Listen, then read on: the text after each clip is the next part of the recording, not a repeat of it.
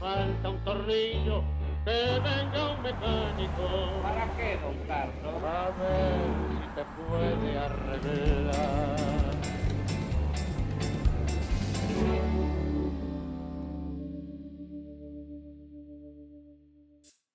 Bienvenidos a esta nueva emisión del Tornillo aquí en el canal de la ciudad. Es un día especial, aprovechando el contexto automovilístico que tenemos en el país. Lo tenemos al profesor Tonelli en boxes por unas horas, así que no nos pudo acompañar. Esta fue una semana muy importante, tal vez haya sido en perspectiva una semana crítica, un punto de inflexión en este desarrollo tan singular de la administración del presidente Milei. Como ustedes saben, en el Congreso, el miércoles de esta semana hemos tenido una sesión muy especial en la cual el presidente logró que su veto, que interrumpió o corrigió o evitó que se ajustaran las jubilaciones de acuerdo a una fórmula que compensaba la pérdida que habían sufrido los jubilados en enero, se sostuvo ese veto, logró que ese tercio crítico, con algunos diputados radicales, algunos diputados del PRO, provinciales, incluso algunos diputados justicialistas, el gobernador Osvaldo Jaldo de Tucumán, convertido en una pieza clave en este ajedrez del presidente, con un poquito de política, logró efectivamente sostener este veto. ¿Por qué esto es tan importante? Bueno, tres reflexiones. La primera, este concepto, con un poquito de política. Imagínense ustedes el contexto, el desarrollo de este programa tan ambicioso, tan exhaustivo y realmente profundo de ajuste fiscal que está desarrollando el presidente Milei, con mayor apoyo político, con una coalición más amplia, más estable, más formal, que le dé efectivamente sostenibilidad en el tiempo y sobre todo certidumbre al propio presidente, al sistema político y fundamentalmente al sistema económico. Si con un poquitito de política el presidente sostuvo su veto, bueno, con una construcción política más formal, más efectiva, uno diría más sólida, podría, creo yo, es una hipótesis, avanzar más rápido, más firme y sobre todo influir en las expectativas, en la confianza. Este es el segundo punto que me gustaría enfatizarles, proponerles para la reflexión. Cuando uno se pregunta por qué la Argentina tiene aún un nivel de riesgo país de 1.400, 1.500 puntos básicos, a veces baja un poquito, a 1.300 y pico, vale decir, estamos pagando 13, 14, 15% más que lo que paga el Tesoro de los Estados Unidos por el endeudamiento. En la práctica no hay mercado para el sector público en la Argentina. No hay, lamentablemente, de forma voluntaria, actores que le quieran prestar al Tesoro argentino. Bueno, ¿por qué esa reputación cuando estamos frente a un gobierno que ha demostrado sobradamente sus credenciales en términos de disciplina fiscal, de ortodoxia monetaria, de vocación de avanzar en un programa de reformas? La respuesta es muy dura, es muy sencilla y muy contundente, por desconfianza. Todavía hay una historia de 9 defaults, hay una historia de incumplimientos sistemáticos, de cambio discrecional en reglas del juego, de cambios, lamentablemente en plural, de las reglas del juego. Todo ese bagaje, toda esa mochila, esa historia, termina lamentablemente generando esta desconfianza, donde aún aquellos que miran con simpatía, que reconocen el esfuerzo que está haciendo la Argentina, que incluso tienen admiración por el presidente Milei, prefieren esperar y ver. Por eso la Argentina sostiene estos niveles tan altos de riesgo. Y aquí viene la pregunta. Si tuviésemos una construcción política más amplia, más sólida, más genuina, más estable, más previsible, ¿se modificaría la situación del riesgo? ¿Estaríamos ante ante un contexto donde podría el propio presidente beneficiarse de esta construcción y avanzar más rápido con su programa reformista? Bueno, por supuesto es una pregunta para reflexionar, para pensar, pero me parece válida como resultado de esta semana tan singular que hemos vivido. El último punto tiene que ver con lo que pasó fuera del Congreso, no dentro del Congreso. Una vez más tuvimos episodios de violencia. Para lo que es la historia argentina, acotados, no fueron manifestaciones ni muy masivas, ni tuvimos episodios, como se acuerdan, allá en diciembre del 2017, cuando fueron toneladas de piedras las que impidieron que sesionara el Congreso. Eso fue determinante, sobre todo en la autopercepción que tenía el gobierno del presidente Macri respecto de su capacidad para avanzar, aún en cuestiones relativamente superficiales. Ahí también se discutió una reforma jubilatoria que la verdad era bastante superficial, no iba al fondo de la cuestión, pero nos queda una reflexión sobre la cuestión efectivamente de la acción directa, de la violencia, como un método para hacer política, como un método, bueno, que algunos actores pueden considerar legítimo para hacer política. Esto, bueno, quedó una vez más puesto de manifiesto, es algo aislado, es algo de pequeños grupos violentos que no hacen la diferencia, que no tienen ni apoyo en la sociedad, ni siquiera dentro del sistema político. Pero es imposible no acordarnos de, bueno, lo que ocurrió hace una semana y media.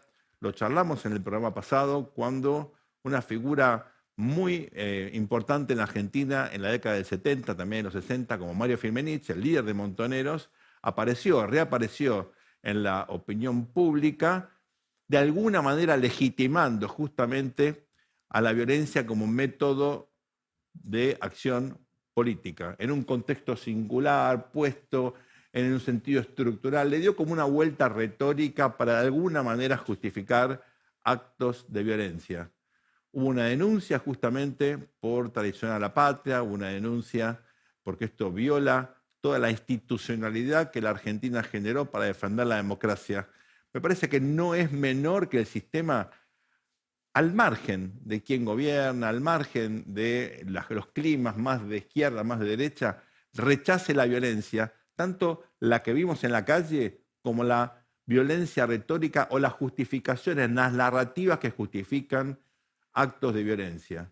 Dentro de la democracia todo, fuera de la democracia nada. Acá tiene que haber una convicción, un compromiso del conjunto de la sociedad de debatir los temas de fondo siempre dentro de las reglas del juego democrático, siempre dentro de los límites que define la Constitución.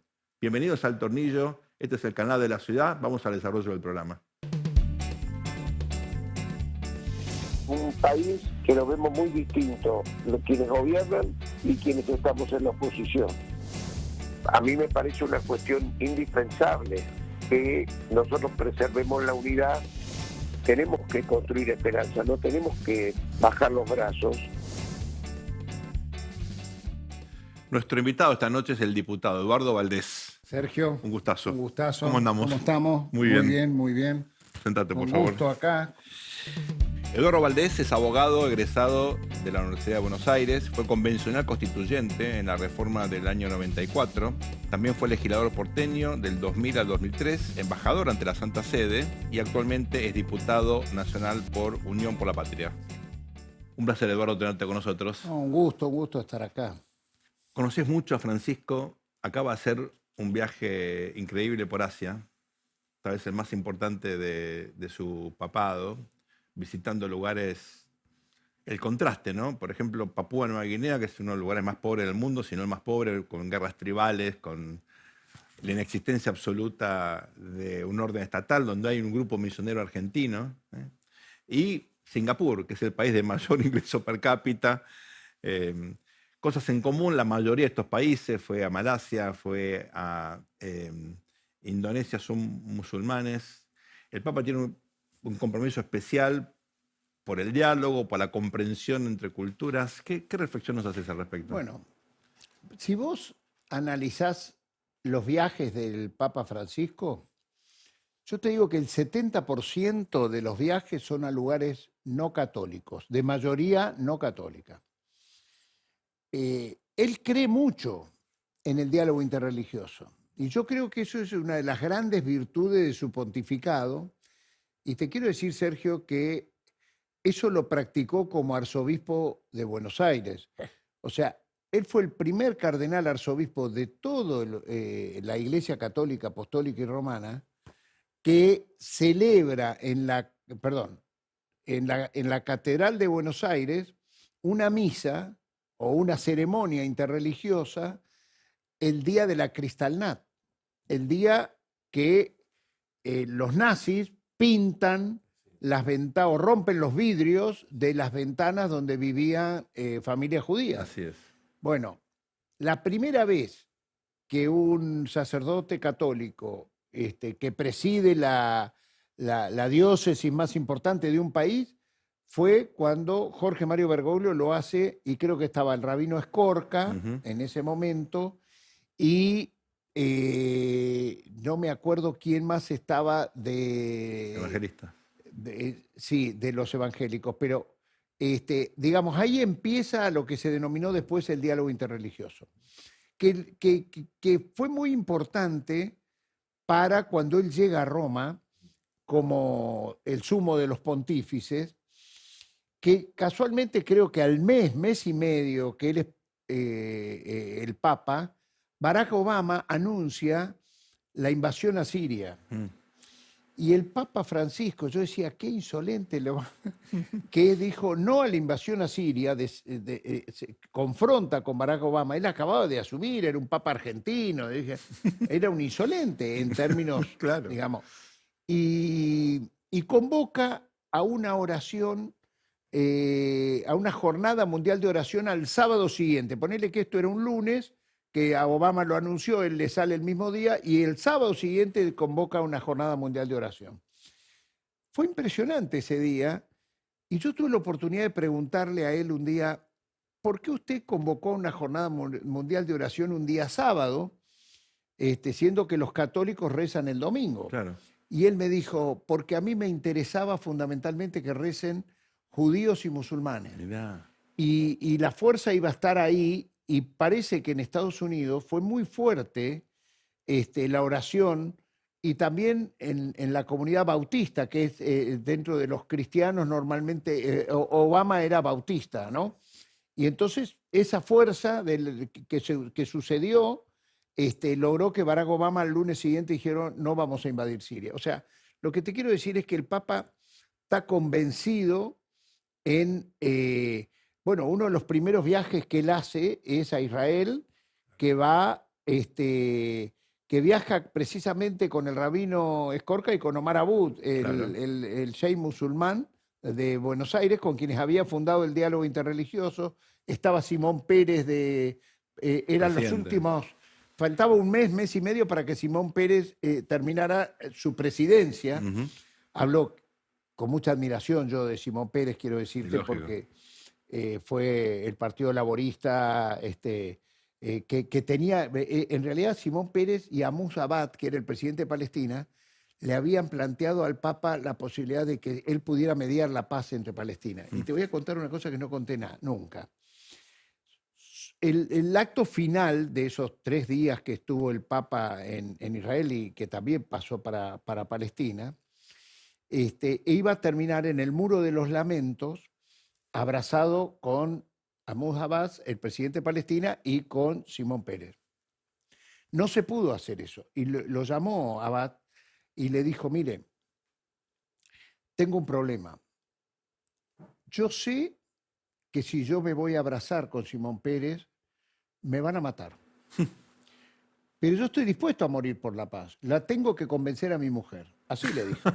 Déjeme que yo le prometo, si usted nos convoca al Vaticano, yo voy a ir.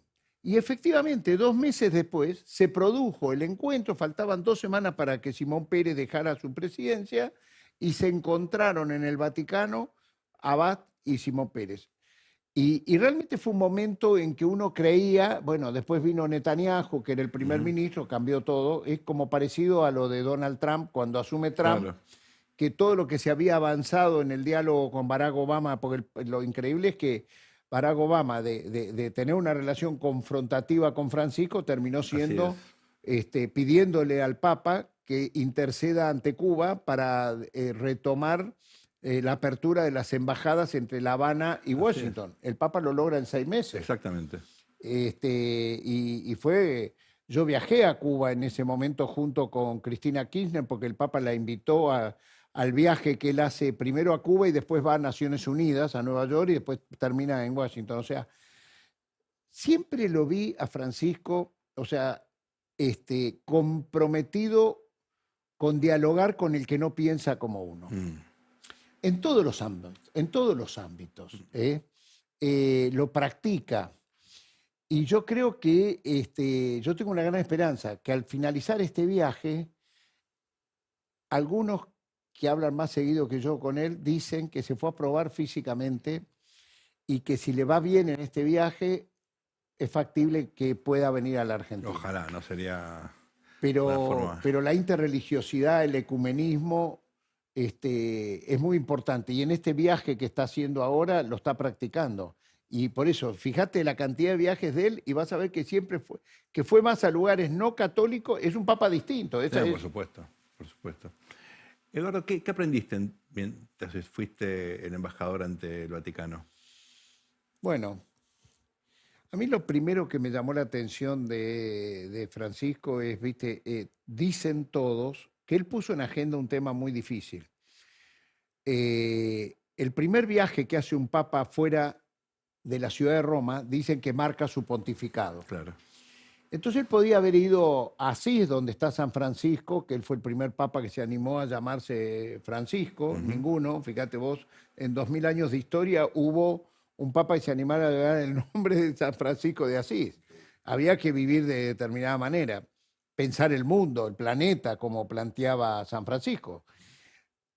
Y no viajó a Asís, tampoco viajó a Milán, donde está el manto sagrado de Cristo, qué sé yo. Italia tiene lugares religiosos. Él decidió viajar a Lampedusa. Creo que fue el primer papa que viaja a esa isla, que es una isla que es la más cercana de África, de Europa, Claro. ¿no? Y donde miles y miles de gente desesperada de Libia, de Siria, de Irak, iba a las costas a poder buscar en Europa una mejor vida porque el Occidente les había destrozado primero con bombas sus sociedades y el Papa dice, va a visibilizar a él. El Mediterráneo, él denuncia en ese momento, era un cementerio. La gente moría en las barcas, desesperado. Y él dice, ellos están acá porque antes nosotros estuvimos allá. Occidente estuvo allá destrozándole el sistema político, la sociedad. Entonces, dice, ellos no son migrantes, ellos son refugiados.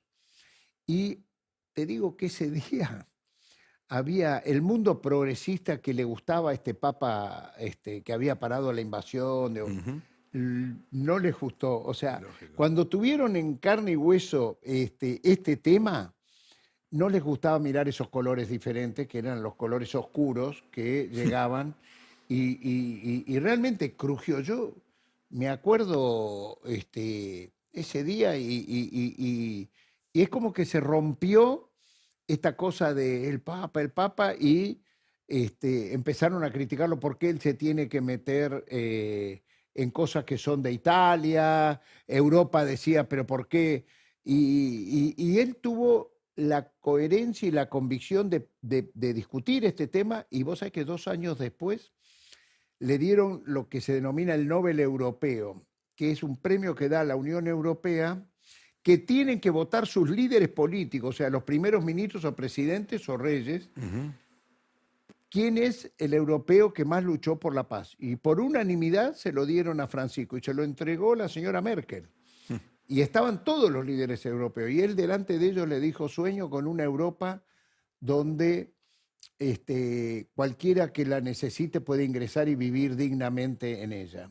Y en esa condición él recibió. O sea, son mensajes de humanidad en este mundo tan cerrado, tan de pensarnos a nosotros mismos fuera del resto de la comunidad, que me parece que es el gran líder que tiene hoy el mundo humanista, como contracara de ese mundo egoísta que sálvese quien pueda, ¿no? Yo creo que él y su cultura del descarte, que dice no descartemos a los jóvenes, no descartemos a los viejos, mirá vos, en este tiempo, y que se practica tanto, ¿no? para mí, me has preguntado por algo que yo no soy chupacirio. Yo no soy. Yo admiro a Jorge Bergoglio desde la geopolítica.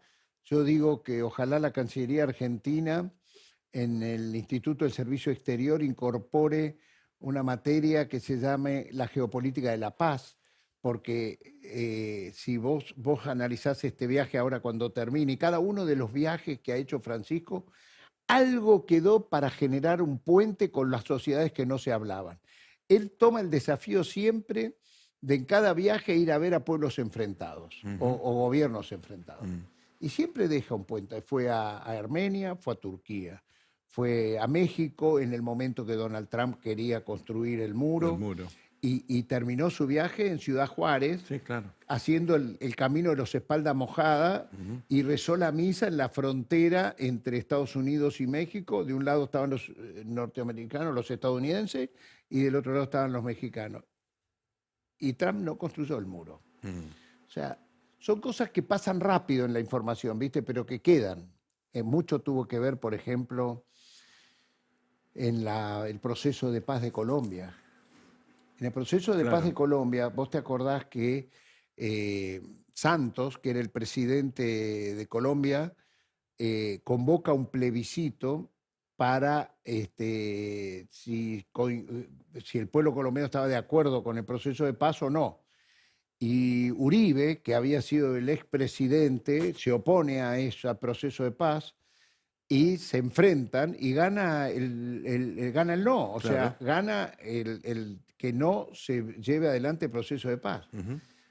Francisco decide convocarlos a Uribe y a Santos al Vaticano. Y justo la semana después que le dieron el premio Nobel a Santos, o el premio Nobel de la Paz, a pesar de que había perdido el plebiscito. Yo no sé si no hubo alguna mano vaticana para que premiaran a Santos, pero lo cierto es que los sentó a los dos y en ese encuentro entre los tres relanzan el proceso de paz y vuelve entonces a encaminarse y se firma en Colombia. Y es el viaje, y el Papa va y pone el cuerpo. Claro. Él está presente cuando se firma el proceso de paz. Después pasan otras cosas, pero digamos, son hechos que sucedieron y que ojalá puedan permanecer en el tiempo. La última antes de ir al corte, Eduardo. ¿Crees que la Argentina es un poco injusta con el Papa cuando ves sectores que lo critican, a veces por posturas un poquito por ahí jugadas de él en algunos temas, que tienen que ver con la política local, o por prejuicios, o por reacciones a veces que tienen que ver con una interpretación tal vez un poquito superficial de lo que ocurre? ¿Crees que lo valora en serio el país al Papa, teniendo en cuenta que es un líder de tanta trascendencia? Yo espero que el viaje de él, si se concreta a la Argentina, sea para unir a los argentinos. No sé, yo creo que ese es el gran dolor de él, de que él no sea prenda de unión. Y por eso quizás demoró este viaje, pero no tengo duda que él quiere ser prenda de unidad, no quiere ser prenda de diferencia. Para mí, yo quiero decirte que mientras fui embajador, mi gran frustración, si vos me decís, fue no venir con él a Buenos Aires. Me imagino. Yo quería, siempre que podía hablar con él de ese tema, es más, no me granjeaba la simpatía de él cuando iba y le mostraba que Juan Pablo II al año y 2 meses ya ha ido 3 veces a Polonia. Claro. 3 veces, iba siempre a Polonia. El momento de la transición con Wojtyla, claro, era un momento crucial, claro, político, ¿no?, en su país. Entonces, me decía, queda más cerca Polonia. Bueno, yo le clamaba por una vez, pero él veía que por ahí, viniendo en esos años, él podía quedar en la grieta, y después pasó lo mismo cuando vino Macri. Claro. Lamentablemente ahí hubo un cortocircuito en la primera reunión que tuvieron. Y después, se fue postergando, pero no nos merecemos perdernos los argentinos de todos los credos, porque seríamos muy sectarios que sea el Papa, que sea la figura de los católicos. No, por supuesto. Yo creo que nos lo merecemos todos, no y que, bueno, yo creo que él va a ser la gran figura de Argentina de todos los tiempos. Y entonces me gustaría que su cuerpo resida en la Argentina, Claro. aunque vi que él había tomado la decisión que iba a Santa María Mayores. Si alguna vez puedo hablar con él, me gustaría convencerlo que sería muy lindo que su cuerpo esté en la Argentina. Seguro. Vamos a ir ahora a muy breve pausa. No se vayan, esto es El Tornillo, aquí en el canal de la ciudad. Al mundo le falta un tornillo, que venga un mecánico. Estamos nuevamente aquí en El Tornillo. Eduardo, ¿qué pasó esta semana en la Cámara de Diputados? Explícanos, una especie de cronista de qué ocurrió en esta sesión tan conflictiva, donde se discutió un tema tan vital como esta nueva fórmula para ajustar a los jubilados. El gobierno sostuvo su veto. En versión cronista, Sí, despojado de mi partidismo, te digo que nosotros fuimos a una sesión especial en el día de ayer que había convocado la Unión Cívica Radical. sí. No lo convocamos Unión por la Patria. Ujú. Y nos convocaron a rechazar el veto que el presidente había hecho sobre la cuestión de los jubilados, de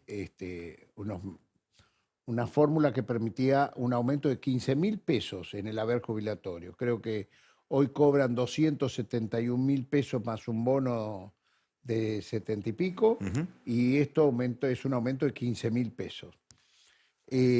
Como digo, convocado por la Unión Cívica Radical, el bloque de la Unión Cívica Radical. Sorpresivamente, ayer a la mañana, antes de que empiece la sesión, vemos una foto donde en la Casa Rosada, con el presidente Milei, están 5 diputados de la Unión Cívica Radical que dicen: nosotros vamos a rechazar el voto. Claro. Sigo siendo cronista. Sí, sí, Nos sí. sorprendió que entre ellos estaba el diputado por Tucumán, Campero, Claro. que fue un orador importante cuando se votó la ley y anunció que si el presidente vetaba, la iba a combatir a ese veto y por qué justificó. Tan es así que ayer un par de diputados cerraron sus discursos con las oraciones que el diputado Campero había dicho Ujú. cuando se sancionó la ley. Y la verdad que yo lo digo esto con dolor, porque a mí no me... A ver, yo no concibo la democracia sin la Unión Cívica Radical. Quiero ser sincero. Para mí, la Unión Cívica Radical es de los partidos, creo que junto al peronismo son un capital de la democracia argentina, desde la ley Sáenz Peña en adelante. Ujú. Uno tiene más de 100 años, el otro tiene más de 70, pero digamos son made in Argentina, ¿no? Y por eso que suceda lo que sucedió ayer, pero también sucedió, porque creo que nosotros, no pudimos conseguir, por 8 votos fue que no pudimos rechazar el veto. Ujú. Y hubo 8 abstenciones, que no eran radicales, eran partidos provinciales, que también tienen jubilados, Claro. y que lloran mucho de cómo llegar para pagar la casa jubilatoria, y que el gobierno los discrimina, el gobierno nacional, que nunca nos sorprendió porque ellos también habían votado en la ley que el presidente veta. Entonces, digo, para no cargar solo por los 5, sino que los 8, los que se abstuvieron fueron 8, si ellos hubieran votado, porque no sé qué significaba la abstención en este tema. Claro. Y después está el afuera, bueno, el afuera de Patricia Bullrich, que yo no la comparto en lo más mínimo, pegarle a los jubilados, A ver, yo voy a aprovechar aparte para solidarizarme en este momento con el presidente de la Sociedad Rural, Mm. a quien le pusieron una carta bomba, Ujú. ¿no? Y digo porque también me quiero solidarizar con a quien acusaron de haber puesto la carta bomba, porque no tenía nada que ver, era un agente inmobiliario y en las redes sociales figuraba que apoyaba el gobierno de Milei, Ujú. no era cristinista y menos terrorista anarco-vegano, Ujú. donde Patricia Bullrich nos anunció qué significaba ese grupo a nivel mundial, los anarco-veganistas. Y la verdad que el juez Rafecas, cuando investiga que lo tienen detenido y que ya lo habían deshumanizado, estigmatizado, en la heladera de este hombre había una milanesa de pollo, o sea, vegano no era.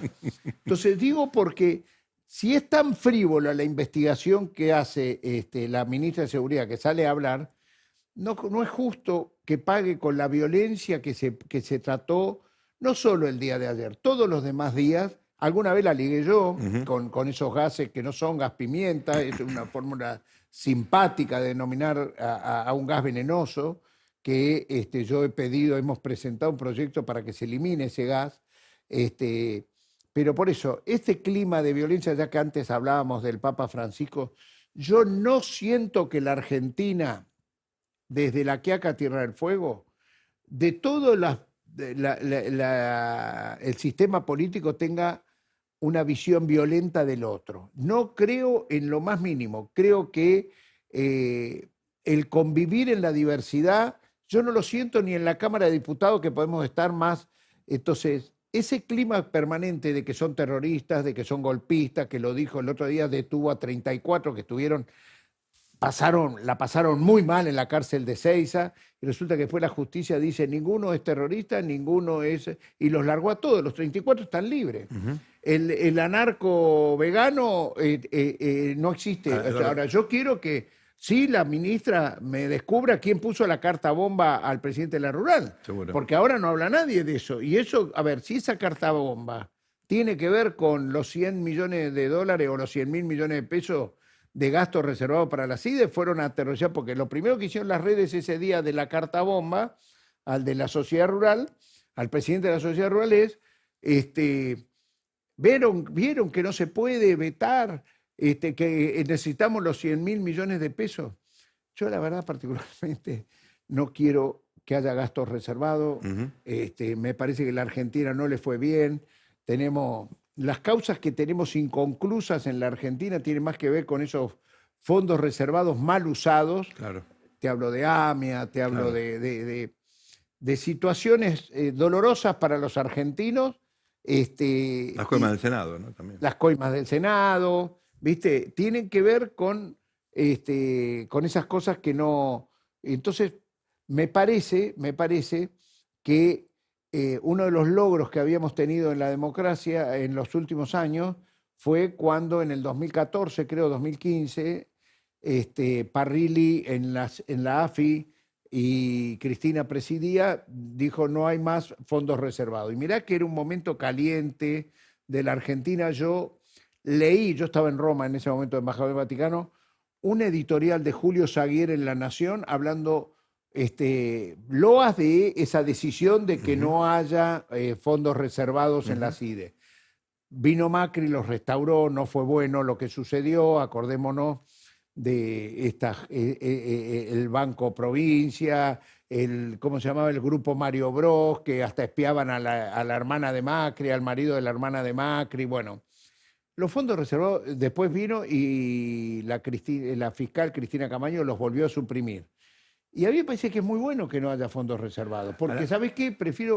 Los fondos reservados deben ser para defensa, debe ser, pero no en la agencia de inteligencia. Lo digo, me parece que no corresponde, Eduardo, porque hay una cultura que no de opacidad, estoy de acuerdo. Ahora, hay un elemento que es controversial, y es que uno puede estar en desacuerdo con la reacción de las fuerzas de seguridad en la plaza del Congreso, pero es cierto que hubo provocaciones, que había pequeños grupos, muchos de ellos con la cara cubierta, que no estaban ahí para manifestar, ni eran jubilados, eran mucho más jóvenes, y que provocaron a las fuerzas de seguridad. Vos me decís, la política argentina, y yo estoy de acuerdo, ¿no? Rechaza la violencia como un método de acción, pero quedan estos grupos que uno no saben a quién responden. Te quiero ser honesto, Sí. Sergio, mirá. Si vos revisás mis tweets, yo ayer a las 9 de la mañana venía caminando por la calle Callao. Habíamos pasado la vereda del Hotel Savoy y frente al Banco Nación, que está sobre la misma vereda, creo que es Callao 221, estaban poniendo unas barreras como si fuera una obra en construcción, con piedras ahí, y yo las filmé. Mirá vos. Y dije, ¿qué está pasando acá? Porque, escuchame, no había una mampostería que se había caído, no había nada. Y vos veías que, aparte, hasta filmé el auto con la patente que venían bajando las piedras. A ver, yo no creo en esas cosas de que los enmascarados, no los veo de la política, te lo digo sinceramente. Aquel día, hasta, ¿dónde está el señor de la bazuca ese El gordo de la que bazuca. dice que... Pero escúchame, el gordo ese lo vimos todo. O, por ejemplo, ¿qué fue que pasó los otros días también? Cuando quemaron el móvil de la radio cordobesa. De Cadena 3. Escúchame, no agarraron a nadie, lo vimos todo por televisión quiénes eran y no agarraron a nadie. Entonces, a mí me parece que hay toda una necesidad por eso valoro y digo, yo la sociedad la veo al contrario, festejamos la Copa América, festejamos, viste que hay cosas, si la sociedad está violenta, esas cosas no pasan desapercibidas en cualquier encuentro multitudinario. Y no veo eso, veo que sí, que en el mundo va a salir, escuchame, Macron acababa de ganar una elección en Francia, se hizo la reforma previsional y le incendiaron París. Acá no pasa eso. Ahora, vos tocas a los mayores y salen los nietos también, porque la mala situación del jubilado repercute en toda la familia. Digo porque yo escuché a alguien que decía, ¿qué hacían Guillermo Franco decía, vi muchos jóvenes, no en la de ayer, en la anterior. Y bueno, pero salen los nietos también junto con los abuelos, porque el trastorno de que una persona de tercera edad que aportó toda su vida para la sociedad que tenemos, hoy no pueda vivir. ¿Quién puede vivir con 270.000 pesos, Sergio? Bueno, reconozcamos que acá hay un problema de quiebra del sistema y lamentablemente se jubiló mucha gente que no había aportado. Ahí los gobiernos de Néstor y Cristina fueron corresponsables. Hablando del Papa, mira, el Papa propone casualmente este seguro universal, porque la verdad que los seres humanos, a ver, aún el que no aportó, porque el que no aportó es porque no le aportó el patrón, no es porque él no quiso aportar, es obligación de la patronal, el asalariado que trabajó toda su vida. Ahora, eso lo aprendí ayer. El tipo durante todos esos años que no aportó y que no le aportó el patrón, consumió, pagó IVA, porque si toma una Coca-Cola o toma un agua. Seguro. Y eso también es el sistema previsional. O sea, yo como creo que, aparte, fíjate que eso que fueran las moratorias, lo primero que sucede en la moratoria, cuando se incorporan a la moratoria, es que se les descuenta los años que ellos no aportaron. Durante 5 años tienen que aportar. Es muy difícil vivir con personas fuera del sistema. La Argentina, con todas las crisis que hemos tenido, 2001, en la última... Previa también, la hiperinflación también. Quedaron fuera del sistema y nadie... Los que quedan... A mí me gusta cuando yo te he escuchado hablar a vos sobre el hecho de ser un migrante, el hecho de llegar a un país... A ver, todos vinimos con una mano atrás y otra adelante a este país. Y fue el Estado el que logró nivelar y ayudar. Estamos de acuerdo que hay un piso de igualdad y igualdad a las familias que venían, distribuirlas y ayudarlos con él. Y yo creo en eso. ¿Qué querés que te diga? Ayúdanos a entender el dilema que significa hoy el peronismo después de esta... Bueno, ¿quién sino vos, no? Después de esta gran sorpresa, este shock que a todo el sistema político le generó la irrupción de Milei como fenómeno, incluyendo el hecho de que mucho ex votante kirchnerista vota por Milei, eso te consta, yo lo tengo medido, lo tengo estudiado, ¿no? ¿Qué pasó? ¿Qué pasa? ¿Y quién puede reconstruir el peronismo como lo conocimos si es que es posible hacerlo, no? No, que el peronismo tiene o sea, el peronismo tiene que recuperar su identidad, no tengo ninguna duda. Y digo la identidad en cuanto a defensa de los sectores que son excluidos del Estado, en tanto el Estado nivelador social, ¿no? Que no supimos interpretar las nuevas formas de trabajo digo porque lo que nosotros representamos son a los sectores más humildes. Y creo, yo un día le escuché a Mayra Arena y mucho antes de la elección de Milei, y ahí la primera vez que escuché, miren, no se equivoquen, los trabajadores informales no quieren tener la formalidad que creen ustedes que tienen que tener. Y a las 2 semanas, 3 semanas, había unos trabajadores, creo que era de Rappi en La Plata, que marcharon porque los querían sindicalizar. Claro. Y esas son las cosas que no estábamos preparados nosotros para que sucedieran, ¿no? Claro. Y creo que la multiplicación de esa no visibilidad que tuvimos sobre los sectores que no querían, habían logrado salir de las crisis de una forma que para nosotros no estaba, que el que no tuviera desreguladamente, sindicato, Tal no cual. tenía organización social,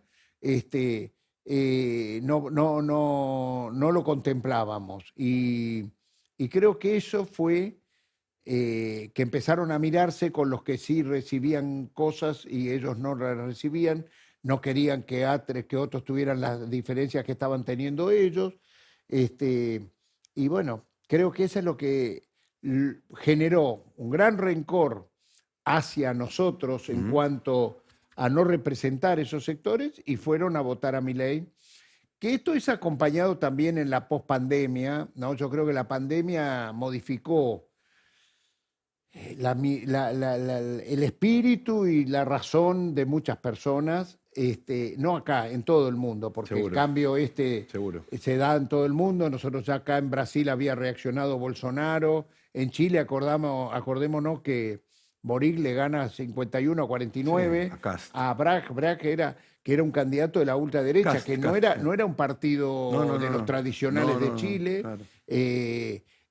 Digamos, en la región también se salva Uruguay, el emerger de esto, y no lo vimos, y hoy creo que nosotros tenemos obligación de modificar las miradas y de... ¿Te la imaginas a Cristina liderando este proceso en el Partido Justicialista?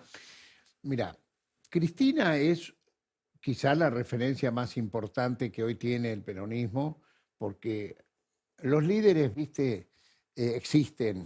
Quiera yo o no quiera, los liderazgos políticos, los liderazgos sociales, y un líder se supera con otro líder, no es que se inventa. Y yo siento que cuando Cristina habla, retumban los parches, y cuando yo hablo, no retumba nada, ¿viste? Entonces, esas cosas uno las tiene que interpretar en la sociedad. Ahora, la clave es que Cristina conduzca la integralidad de los sectores del peronismo y no solo un sector, Claro. porque ahí creo, o sea, yo no puedo explicar, yo las cosas que yo no le puedo explicar a otro cuadro militante, es difícil que yo te lo pueda explicar acá a vos. Y las peleas en la provincia de Buenos Aires entre los sectores con Kicillof, de los sectores de la Cámpora, yo no la puedo explicar, porque eran todos del mismo grupo. ¿Y qué ha pasado para que y que eso no se traslade hacia afuera? Yo particularmente hoy creo que el 17 de noviembre tenemos la posibilidad de elegir nuevo presidente del Partido Justicialista. Claro. Particularmente estoy encuadrado, estoy acompañando a Ricardo Quintela, el gobernador de La Rioja. Creo que él está teniendo una mirada de unidad, de integración, el resto de los gobernadores lo están acompañando, y ojalá podamos encontrar a partir de que los gobernadores, que son muy importantes, porque nosotros ayer pudimos en la sesión con orgullo estar los 99 diputados, si no faltó uno, porque tenemos los gobernadores que también están juntos. Entonces, la identidad peronista tiene que ayornarse a esta nueva situación social de la Argentina, pero yo tengo expectativas, tengo esperanza de que eso suceda. Eduardo, un placer tenerte con nosotros. No, hemos abordado todos los temas. Muchísimas gracias. Gracias.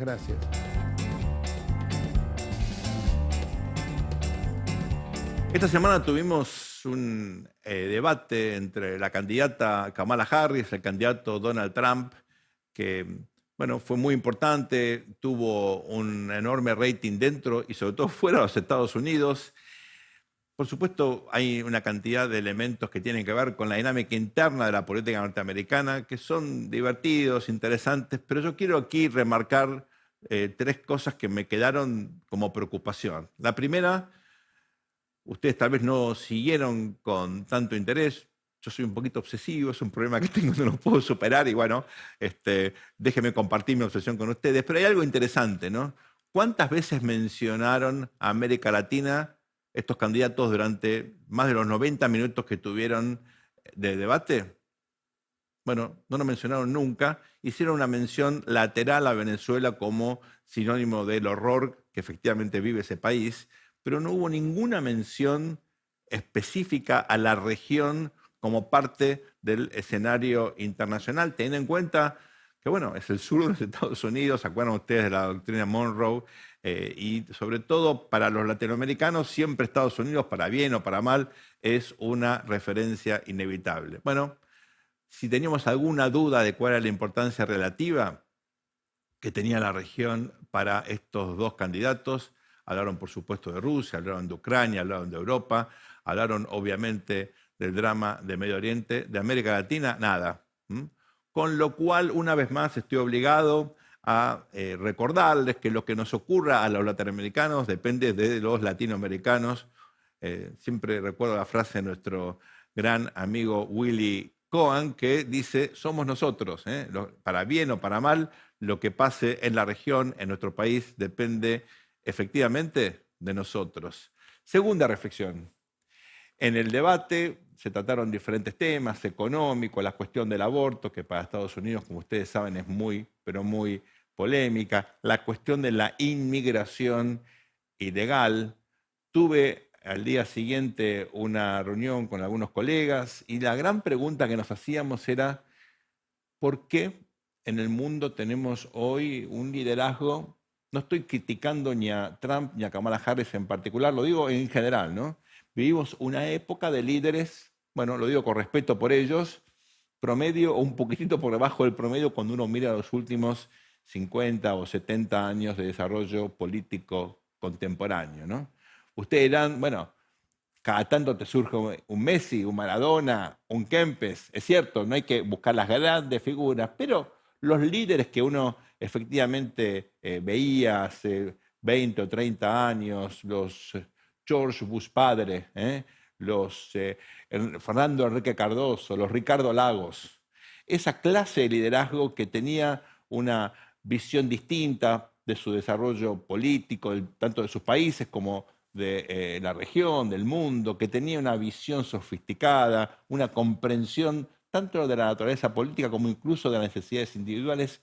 ¿Dónde quedaron esos líderes? Bueno, en la ciencia política se ha estudiado, por lo menos parcialmente, este fenómeno, los desincentivos que existen hoy en día para que la gente se involucre en la cosa pública, por qué no hay un compromiso tal vez similar al que había hace algún tiempo. Ahora el sector público es como que expulsa, ¿verdad?, a los mejores en vez de generar incentivos para que la gente quiera participar. En muchos casos, al margen de largas jornadas de trabajo, de la sobreexposición mediática.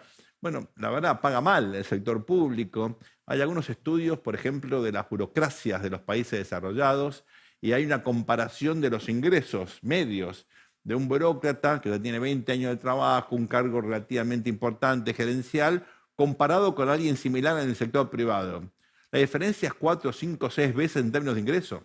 Es decir, digamos, el que tiene la posibilidad de insertarse en el sector privado, bueno, lo va a hacer, ¿verdad? Por más que haya cuestiones vocacionales o incluso a veces la supuesta estabilidad relativa que implica el sector público. Ahí hay un dilema, hay una cuestión a resolver y es la siguiente. Si queremos tener gente calificada, comprometida, con vocación de servicio, etcétera, hay que pagarle bien.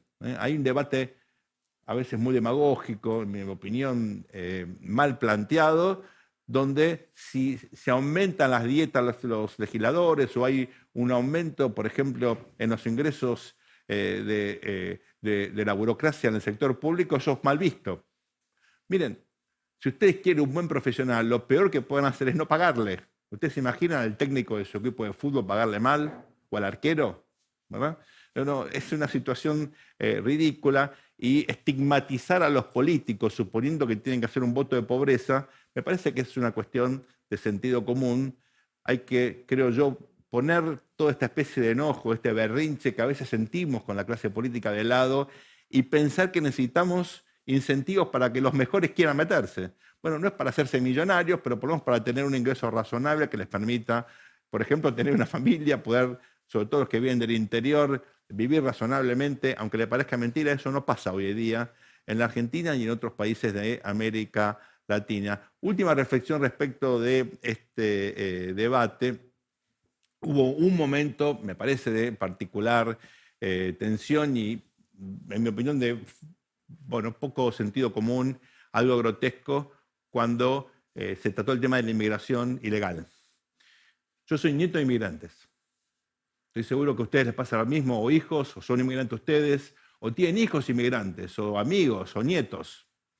El mundo es un mundo móvil donde la gente va y viene, las fronteras políticas existen, son importantes, hay que defenderlas, pero la gente efectivamente se mueve, y esto en general es algo positivo. Por más que el motivo original de la migración sea negativo, todos crecemos cuando aprendemos otras culturas. La forma en la cual se está tratando el tema de la inmigración, no solamente de Estados Unidos, sino en buena parte del mundo desarrollado, en mi opinión es vergonzosa. Todos podemos volver a ser migrantes en algún momento por alguna cuestión. A mí me tocó ir a vivir afuera para estudiar, para trabajar, y tuve la suerte de que conocía el idioma, tenía un poco de plata, pude sobrevivir, pero mucha gente no tiene esa ventaja.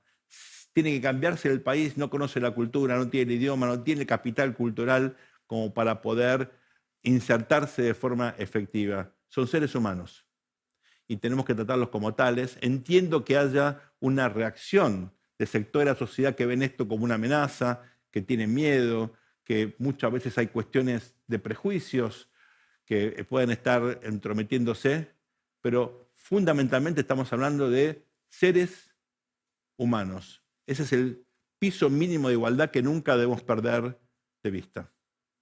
Vamos ahora al momento más esperado de la semana, los premios Tornillo.